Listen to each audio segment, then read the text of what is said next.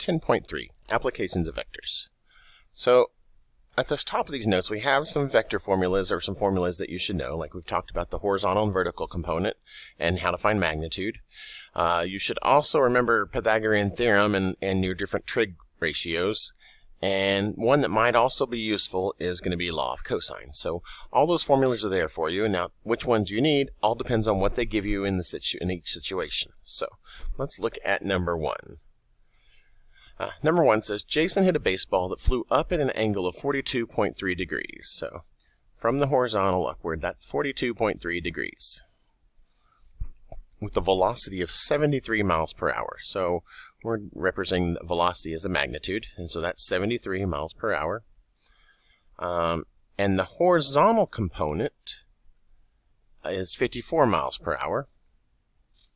We want to know what is the vertical component. So that's the one we're looking for. So this one, we gave you multiple ways to solve it because we gave you more information than you need.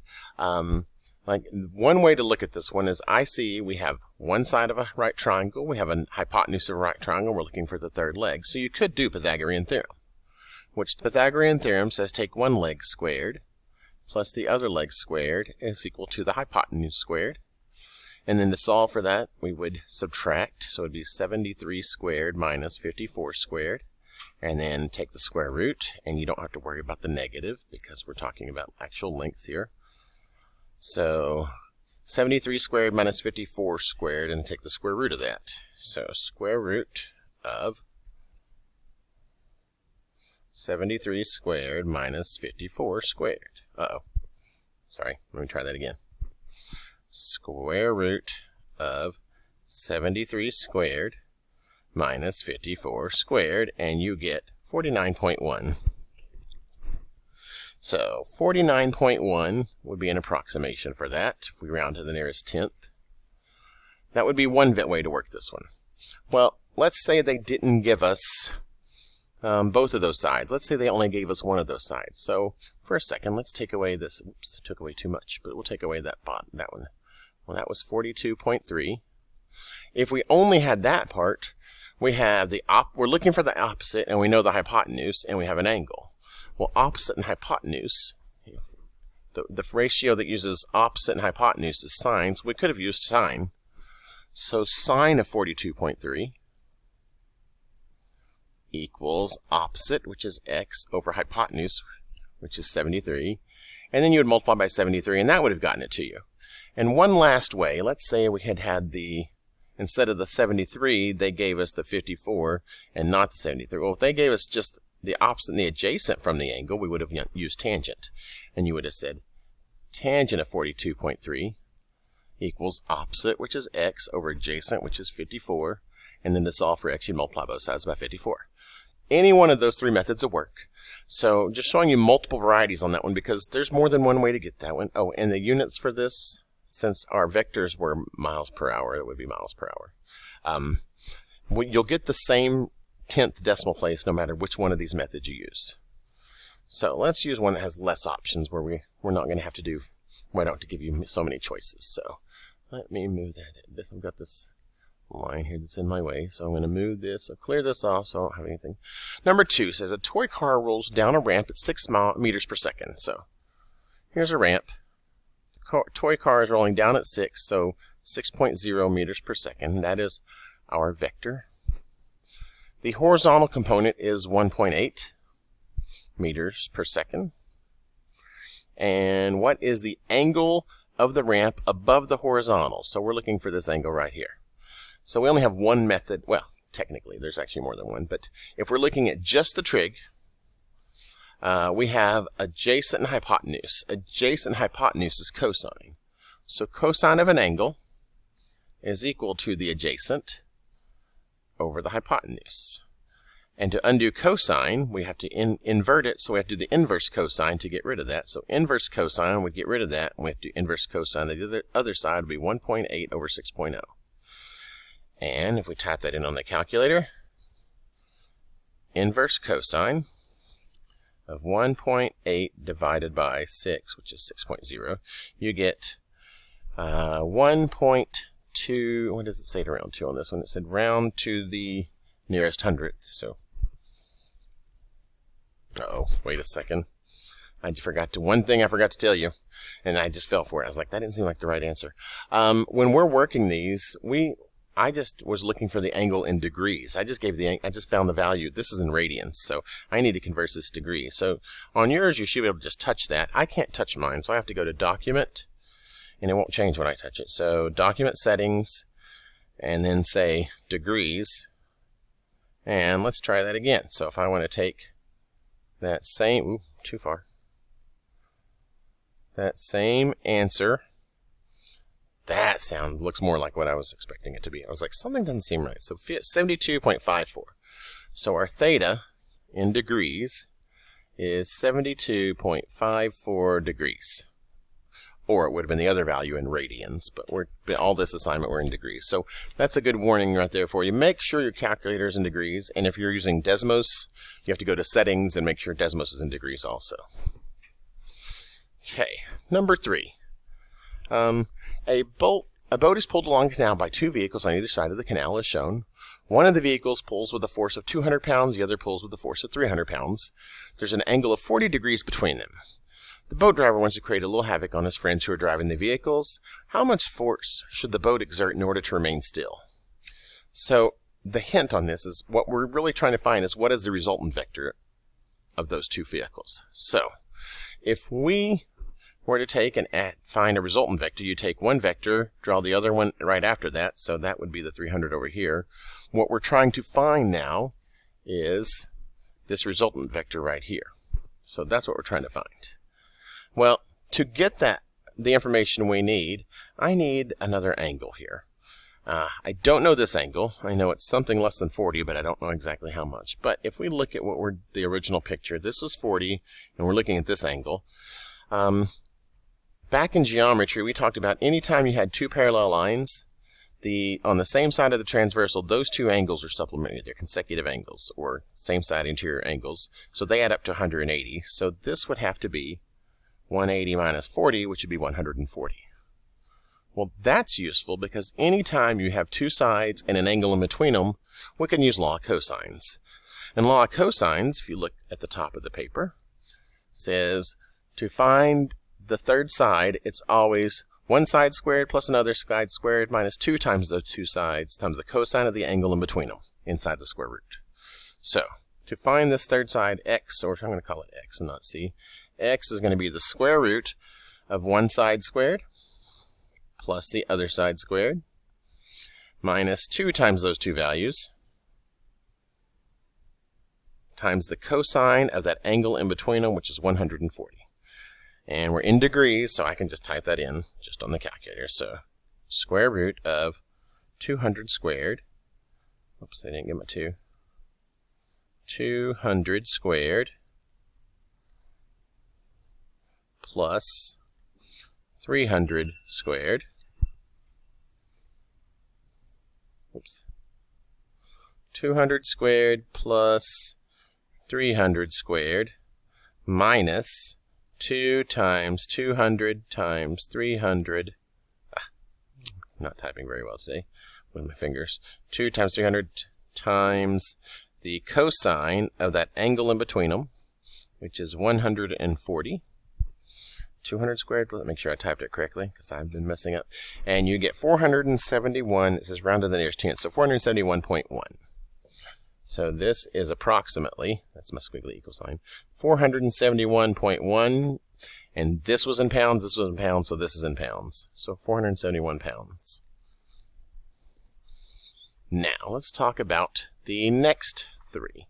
Well, on the back side, we were given some information about bearings. Well, when you're talking from bearings, you always start from the north. So if somebody says you're traveling at 60 degrees, it's 60 degrees from the north, so you would go from the north downward 60 degrees, and that's where the direction they would be going. If they were going 240 degrees, you have to start and go clockwise around 240. Well, that comes in useful because we're going to reference that in a minute. So let's look at number 4. Vector A has a magnitude of 5 and points 30 degrees west of south. So here's my original. So there's my north and south.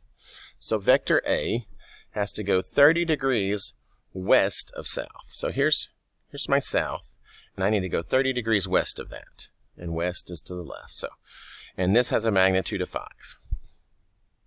So there's my vector A. Vector B has a magnitude of 3 and points 30 degrees east of north. So east of north is the same degrees, but now we're going east of north, and so it's the opposite direction. And this one only has a magnitude of 3. And when you add vectors, well, vectors going in opposite direction, we're actually going 5, but we're also going, because we're going against it with the 3, it's 5 plus negative 3. Like this one would have gone farther, and then the negative 3 would have taken us back here. So we end up with a magnitude of 2, and the direction of that, so let me undo some of the scratch out here. This direction would be 30 degrees, so it's 2 at 30 degrees west of south. But one of the things we noticed on the assignment is they didn't refer to it that way. So we have to come up with that same one. Well, that same direction with two units, or 2 meters, could have been also this amount. Well, this is a right angle, so that would have been 60 degrees. So it could have been 2 at 60 degrees, and that would have been south of going west. So south of west. So you have to look for one of those two will be there. Now, let's look at number 5. Number 5 says James ran 15 kilometers to the north. So he ran 15 kilometers to the north and then turned 40 degrees. So if I take, here's 40 degrees, and then he runs from 40 degrees, this was 40 right here, and ran for 20 more. How far is he from where he started? So we're looking for this length. Well, we know one side and another side of the triangle, and we're looking for the third side, and it's not a right triangle, so we can't use Pythagorean Theorem. But one of the traits we learned back in geometry was if this is 40, this is supplementary to that, so this would be 140. Subtract from 180, and now we have a triangle that has an angle, a side, and another side, and we're looking for the opposite side. So now we can use that law of cosines again. So law of cosines says the third side is equal to the square root of one side squared plus the other side squared minus 2 times those values times the cosine of the angle between them. And we're just going to type that in, and we want 3 decimal places. So let's see if I can type this correctly the first time. So 15 squared, nope. So 15 squared plus 20 squared minus 2 times 15 times 20 times the cosine of that angle in between those was 140 degrees, and you get 32.934. 32.934. This is 3 decimal places. If you're taking AP, you always want to, AP calculus, you definitely want to get used to going to 3 decimal places because that's standard, and you have to be correct to 3 decimal places. And on the 3 decimal places, you could round or truncate, but for ours, we're just going to round. So our units, this was 15 kilometers, and that was 20 kilometers, so this is kilometers also. Last one, number 6. Oops, went too far. So, number 6, I'm going to draw my north-south line again because we have to take starting at point A, ship A sails for 12 kilometers on a heading at 185 degrees. So 185 degrees, well, this is 180, and I have to go past that 5 degrees. So here, this angle is 5 degrees. And then it went that amount for 12 kilometers. So this is 12. Then, okay, so I'm going to start with my new north and south. It says, it turns and sails for 33 kilometers on a heading of 218 degrees. Well, 218 degrees, I need to find less. 218 minus 180 is 38 degrees. So this one went 180 and then 38 degrees more. So it's like this. So that's 38. And we want to know how far is it from where we started to where we ended up. And this length was, they told us 33. So I know right now if I redraw this so I can talk about what one leg was 33, or one side was 33. one side was 12, and we're looking for this third side. I'm going to call that C again. Well, to find the third side, we need law of cosines is very helpful, but we have to know this angle. Well, I know that if I go 180 minus 38, this is 180 here, take off the 38, that'll get me this part of it. So 180 minus 38, 180 minus 38 is 142. So this angle right here is 142. So part of this is 142. But we also have to get this part. Well, this part, so we need to add to that something. Well, this part right here, if you think back to geometry, one of the traits we learned in geometry was if we're talking about parallel lines, and north and south are always going to be parallel here, this and this are alternating triangles, so they'll be the same. So this is 5. So this is 142 plus 5, so that angle right here is 142 plus 5, so it's 147 for the angle in between those two sides. So now we know the angle is 147, and we know one side and we know the other side, so we can use law of cosines.